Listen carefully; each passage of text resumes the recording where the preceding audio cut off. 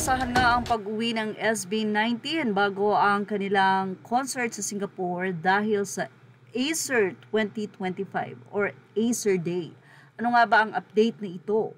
Well, Acer 2025 Day or Acer Day 2025 break a limit. Sarah G, SB19, G22, Klang, Shubi, Brent, Mika, Rob, Will, Charlie, Esnir, Ichi Works, MKMKZ, Maki, hosted by Robbie Domingo. So, magsasama nga po si Sarah G at SB19 at syempre, in-expect na ang collaboration ng dalawa. Siguradong kakantahin dito ang umaaligid na i-release na nga po at ipapadinig na sa mga fans ng Popstar at ng King of P-Pop SB19 ang nasabi nga pong kanta na umaaligid.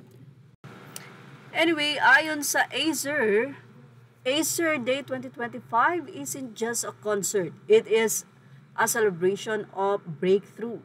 Every story you share, every change you spark, and every moment you show up brings you closer to your seat. This is your free invitation to a hashtag Acer Day 2025 and your chance to be part of something bigger. Hashtag Acer Day 2025 social media ticketing activities are now uploading. Here's your guide. Can't wait to break limits with you again this year, Acer Fam. So meaning may free tickets para sa mga mananalo. But anyway, free tickets invited ang Ninang Pure Golden TM Tambayan and Ninong Bioderm solid lineup of artists. One challenge advocates for the environment, break the plastic waste. Major sponsor for SB19's So World Tour kick-off and Taipei leg. Napaka-green flag mo naman po talaga ni ng Acer Philippine. Challenges drop tomorrow.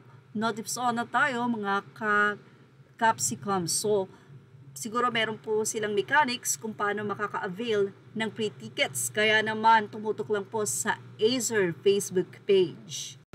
Abang-abang na nga lang daw sa iba pang detalye. Samantala, isang fan naman ang nagbahagi ng kanyang experience na makasama ang SB19. Siyempre, magkaroon ng mga pirma ng kanyang minamahal na mga mahalima. Anyway, ano nga ba ang kwento ng fan na ito or ng isang 18? Narito po ang kanyang kwento mula sa 18 official group. Jera Ogdok. Siyempre, ipopost ko na din to. Sa sobrang kaba at hiya ko, hindi na talaga ako nakapag-isip na mag-video at gusto ko na lang namnamin bawat minutong kausap ko sila. Tinawag namin sila at first para lang mag-hi pero sila na nag-sign na lumapit kami sa kanila. So syempre, bakit kami hihindi? Pakiramdam ko nga, nagtataka na si Budja bakit after naming magpa-picture nagkita naman kami after 10 minutes kasama naman naming magulang niya. Overall, the 30-40 minutes in experience with them and just parents are so fun and just for keeping in the memories. Since wala ngang video, maganda na din siguro kasi baka di kami ganun katagal kinausap, kasama if naka-video kami. PS, sobrang babango, sayang at hindi nakita si Josh at may lakad ako after pero okay na din.